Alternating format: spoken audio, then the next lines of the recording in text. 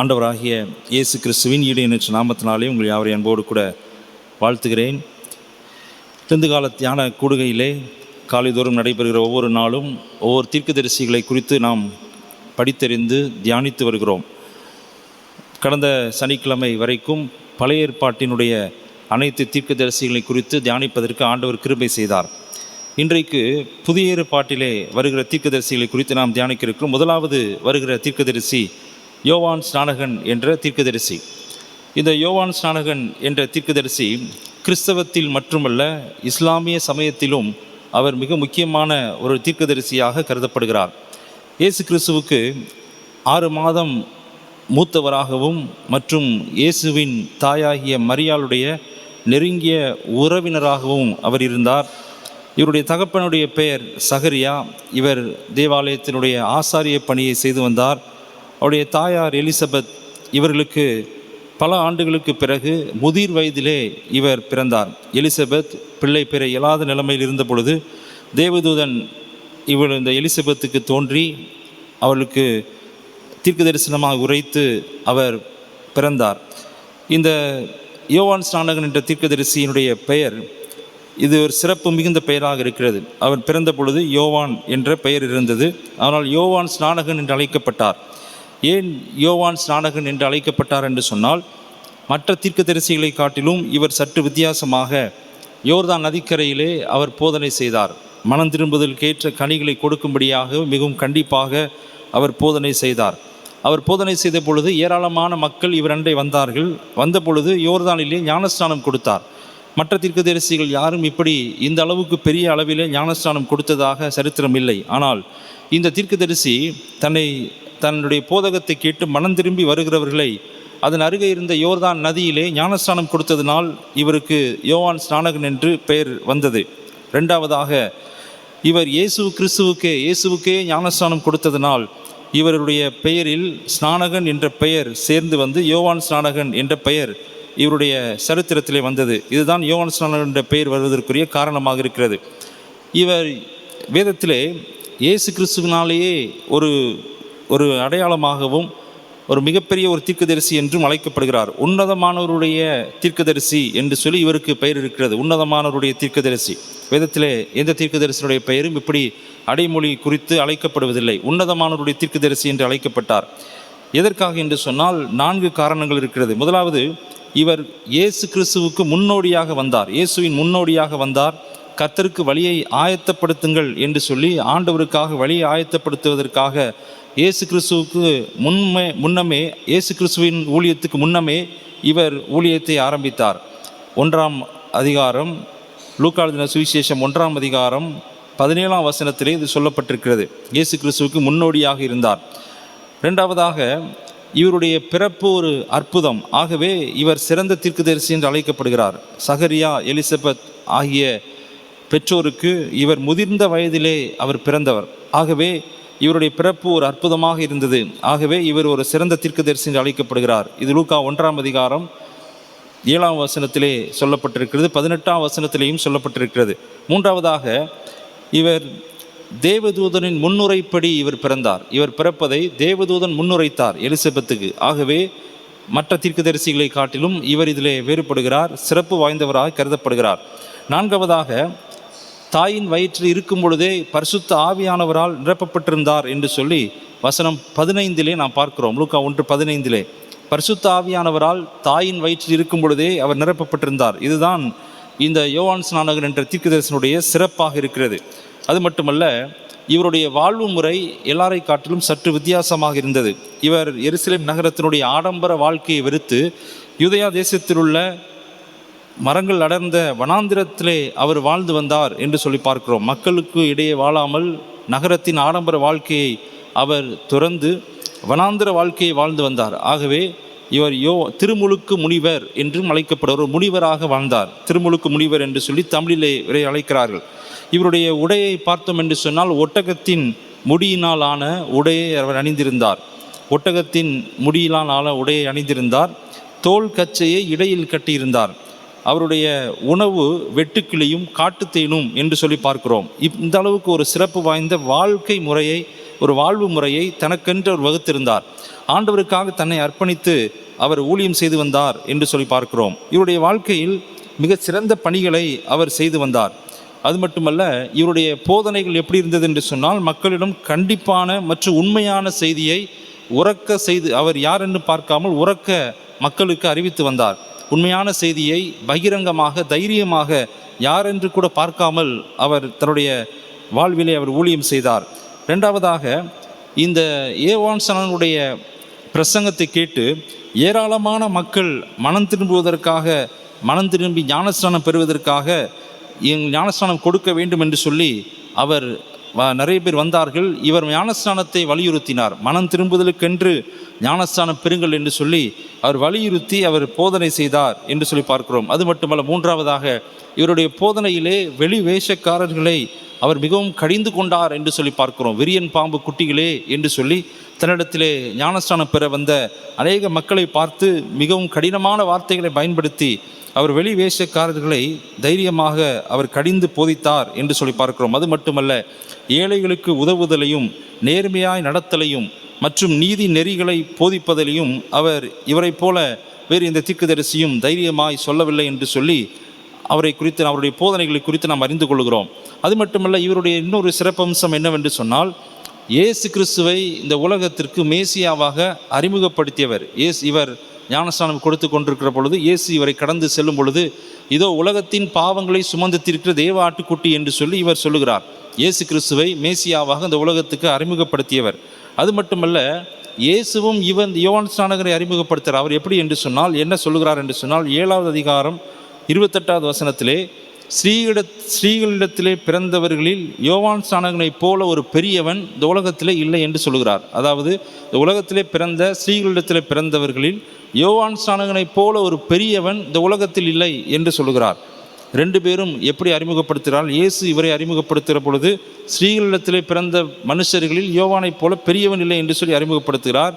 இந்த யோவான் ஸ்நானகன் இயேசுவை அறிமுகப்படுத்துகிற பொழுது, இதோ உலகத்தின் பாவங்களை சுமந்து தீர்க்கிற தேவ ஆட்டுக்குட்டி என்று சொல்லி அறிமுகப்படுத்துகிறார்கள். ஸோ இது ஒரு சிறப்பம்சமாக இந்த யோவானுடைய வாழ்க்கையிலே காணப்படுகிறது.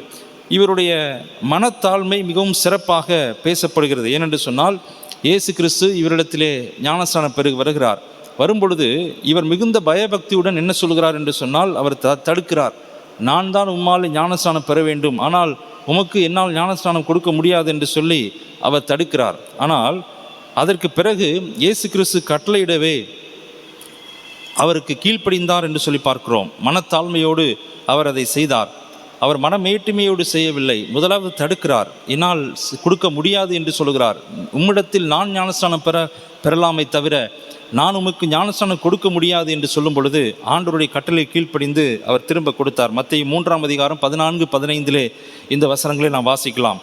அது மட்டுமல்ல, இவரை மேசியா வருவார் என்று சொல்லி யூத ஜனங்கள் எல்லாம் எதிர்பார்த்து காத்து கொண்டிருக்கிற போது மக்கள் இந்த இயேசு கிறிஸ்துவை இவர்தான் மேசியா என்று சொல்லி அவர்கள் நினைத்தார்கள். இவர்தான் கிறிஸ்து என்று சொல்லி அவர்கள் நினைத்தார்கள்.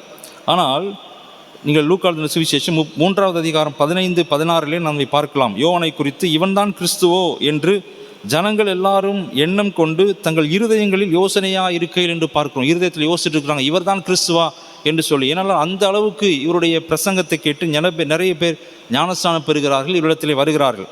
ஆனால் அந்த சமயத்திலே இவர் என்ன பதில் சொல்லுகிறார் என்று சொன்னால், 16ஆம் வசனத்திலே யோவான் எல்லாருக்கும் பிரதியுத்தரமாக, நான் ஜலத்தினால் உங்களுக்கு ஞானஸ்நானம் கொடுக்கிறேன், என்னிலும் வல்லவர் ஒருவர் வருகிறார், அவருடைய பாதரட்சைகளின் வாரை அவிழ்க்கிறதற்கும் நான் பாத்திரன் அல்ல, அவர் பரிசுத்த ஆவியினாலும் அக்கினினாலும் உங்களுக்கு ஞானஸ்நானம் கொடுப்பார் என்று சொல்லி தன்னை தாழ்த்துவதை பார்க்கிறோம். அது மட்டுமல்ல, யோவான் 3ஆம் அதிகாரம் 30ஆம் வசனத்திலே பார்க்கிறபடி, அவர் பெருகவும் நான் சிறுகவும் வேண்டும் என்று சொல்லுகிறார். அவர் பெருக வேண்டும், இயேசு கிறிஸ்து பெருக வேண்டும், அவருடைய ஊழியம் பெருக வேண்டும், என்னுடைய ஊழியம் சிறுக வேண்டும் என்று சொல்லுகிறார்.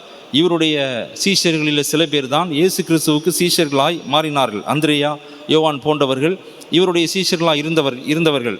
இந்த யோவான் ஸ்நானகன் இயேசு கிறிஸ்துவை இவர்தான் மெய்யான தேவ ஆட்டுக்குட்டி என்று சொன்ன உடனே இவரை விட்டுவிட்டு இயேசுவினை பின்பற்றி அவர்கள் போக ஆரம்பித்தார்கள். அந்த அளவுக்கு ஒரு மனத்தாழ்மையோடு இவர் ஊழியம் செய்து வந்தார் என்று சொல்லி பார்க்கிறோம். இவருடைய மரணத்தை குறித்து பார்க்கும் பொழுது, இவர் தன்னுடைய தைரியமான பிரசங்கத்தினால ஏரோது என்ற அரசன் அன்றைய தினத்திலே அவன் ஆண்டு கொண்டிருக்கும் பொழுது அவன் செய்த தவறை தைரியமாக ஏரோது ராஜாவுக்கு எதிராகவே, அவன் முகத்துக்கு எதிராகவே அவனுடைய தவறை சுட்டி காண்பித்தார். ஆகவே அவனுடைய மனைவி ஏரோதியாள், அவருடைய சகோதரருடைய மனைவியை இவர் திருமணம் செய்து கொண்டிருந்தார். ஏரோது ராஜா திருமணம் செய்து கொண்டிருந்ததுனால இது தவறு என்று சொல்லி தைரியமாய் ஏரோது ராஜாவிடத்தில் போய் தைரியமாய் சொன்னார். ஆகவே ஏரோது ராஜாவுக்கும் அவருடைய மனைவியாக இருந்த ஏரோதியாளுக்கும் கோபம் வந்ததனால் ஒரு சந்தர்ப்ப சூழ்நிலையிலே சூழ்ச்சி செய்து தன்னுடைய மகளினுடைய நடனத்தின் பரிசாக யோவானுடைய தலையை அவர் கேட்க செய்தார். ஆகவே அவர் சிரச்சேதம் பண்ணப்பட்டு அவர் இறுதியிலே அவர் இரத்த சாட்சியாக மரித்தார் என்று சொல்லி அவருடைய மரணத்தை குறித்து வேதத்திலே பார்க்கிறோம். கர்த்தருக்குள் பிரியமானவர்களே, யோவானுடைய பிரசங்கத்தை பார்க்கும் பொழுது அநேகர் வந்தார்கள். அதிலே நான் ஒரே ஒரு காரியத்தை மாத்திரம் சுருக்கமாக நான் சொல்ல விரும்புகிறேன். லூக்கா எழுதின சுவிசேஷம் 3ஆம் அதிகாரத்திலே 12வது வசனத்திலே 10வது வசனத்திலிருந்து 14வது வசனத்தை வரைக்கும் பார்க்கும் பொழுது அவருடைய பிரசங்கத்தினுடைய விளைவை பார்க்கிறோம். எப்படி பிரசங்கம் பண்ணினார் என்று சொன்னால், தூற்றுக்கூடை தயாராக இருக்கிறது என்று சொல்கிறார். தூற்றுக்கூடையை உதாரணத்துக்கு சொல்கிறார். தூற்றுக்கூடை எதற்காக பயன்படுத்தப்படும்? பதரையும் தானியத்தையும் பிரிப்பதற்காக.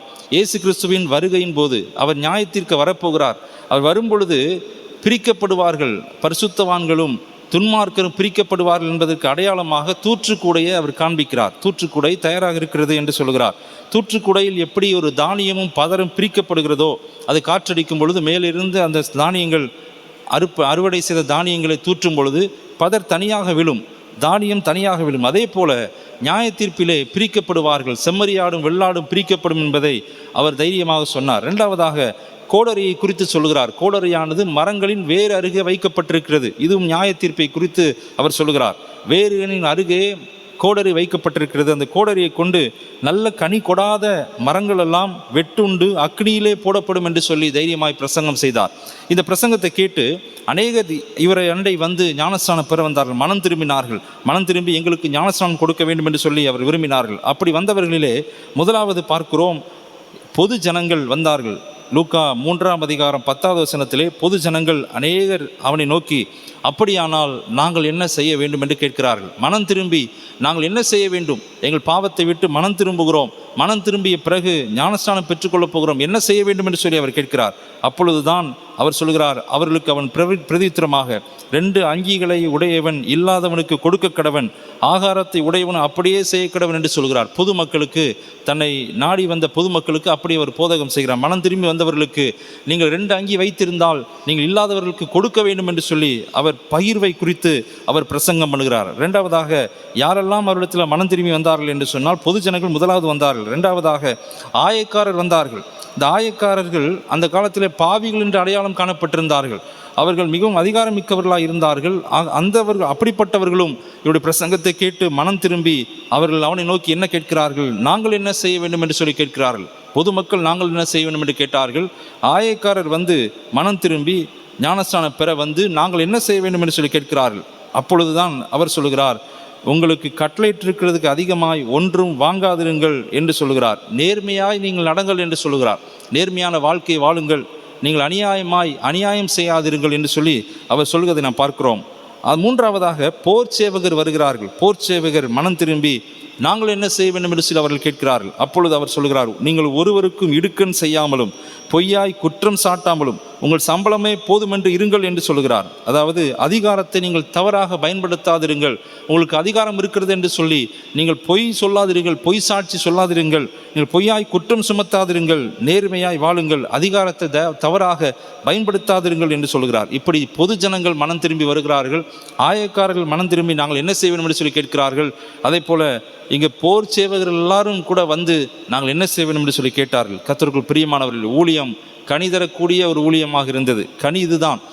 மனம் திரும்புதல், ஞானஸ்நானம், மனம் திரும்பி ஞானஸ்நானம் பெற்று கனிகளை கொடுக்கிற ஒரு வாழ்க்கையை அவருடைய ஊழியத்தின் மூலமாக ஆத்மா ஆதாயம் செய்யப்பட்டவர்கள் அவர்கள் கனி கொடுத்தார்கள் என்று சொல்லி பார்க்கிறோம். கர்த்தருக்குள் பிரியமானவர்களே, இன்றைக்கி நம்முடைய வாழ்க்கையை நாம் சிந்தித்து பார்ப்போம். கனி கொடுக்கிற ஒரு வாழ்க்கையை நாம் வாழ்ந்து கொண்டிருக்கிறோமா? யோவானுடைய பிரசங்கம் அன்றைக்கு மட்டுமல்ல, அது இன்றைக்கு நமக்கும் அது கிரியை செய்கிறது. நாம் கனி கொடுக்கிற ஒரு வாழ்க்கை, மனம் திரும்பி ஞானஸ்நானம் பெற்று கனி கொடுக்கிற ஒரு வாழ்க்கை வாழ்வதற்கு அவருடைய போதகம், அவருடைய பிரசங்கம் இன்றைக்கு நமக்கும் ஒரு அறைகோல் விடுக்கிறது. நாமும் மனம் திரும்பி கனி கொடுக்கிற ஒரு வாழ்க்கை வாழ்வோம்.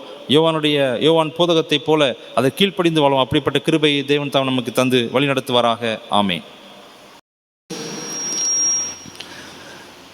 எங்கள் அன்பின் பிதாவே, யோவான் ஸ்நானகன் அவருடைய வாழ்விலே கிறிஸ்துவை அறிமுகப்படுத்தவும் நான் சிறுகவும் நீர் பெருகவும் வேண்டுமென்று இயேசுவை முதன்மைப்படுத்தியதை நாங்கள் பார்க்கின்றோம். கர்த்தாவே, எங்கள் வாழ்க்கையில் எங்களையே பல நேரங்களிலே முதன்மைப்படுத்த விரும்புகின்ற இந்த சூழல்களிலே எங்களை முதன்மைப்படுத்தாமல் கிறிஸ்துவை முதன்மைப்படுத்தி கிறிஸ்துவின் சாட்சிகளாக வாழ்வதற்கு நீர் பலன் தார். இந்த காலை வேளையிலே பிறந்த நாள், திருமண நாளை கொண்டாடுகின்றவர்களை ஆசீர்வதியும். உம்முடைய கிருபை பிள்ளைகளோடு கூட இருக்கட்டும். கடந்த ஆண்டெல்லாம் பாதுகாத்து வழிநடத்தின ஆண்டவர் இந்த புதிய ஆண்டிலும் புதிய கிருபைகளையும் நன்மைகளையும் கொடுத்து ஆசீர்வதியும். இந்த நாளை நாங்கள் உமக்குள் தொடங்குகின்றோம். உமக்குள் ஆண்டவரை மகிழ்ச்சியோடு நிறைவு செய்ய பலன் தார்.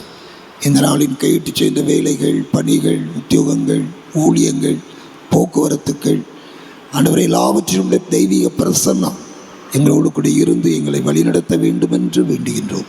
உம்முடைய தெய்வீக கரம் எங்களுக்கு துணையாக இருக்கட்டும். கர்த்தாவே, உம்முடைய பிரசன்னத்தின் ஆளுகையினாலே தொடர்ந்து எங்களை வழிநடத்தும். இந்த லெந்து காலம் எங்களுக்கும் திருச்சபையின் மக்களுக்கும் மிகுந்த ஆசீர்வாதமாக இருக்க அனுக்கிரகம் செய்யும். உடைய மாறாத கிருபையும் அன்பும் அதிகமாக எங்களை தாங்கி வழிநடத்துவதாக மீட்பர் இயேசுவின் நாமத்தில் வேண்டுகின்றோம் நல்ல பிதாவே, ஆமென். நமது ஆண்டவராய் இயேசு கிறிஸ்துவுடைய கிருபை, பிதாவாகிய தெய்வத்தின் அன்பு, தூயாவியானவருடைய அந்யோன்ய ஐக்கியம், விலகாத பிரசன்னம் நம் அனைவரோடும் நம்முடைய திருச்சபையின் குடும்பங்களோடு என்றும் என்றும் நிலைத்திருப்பதாக. ஆமென்.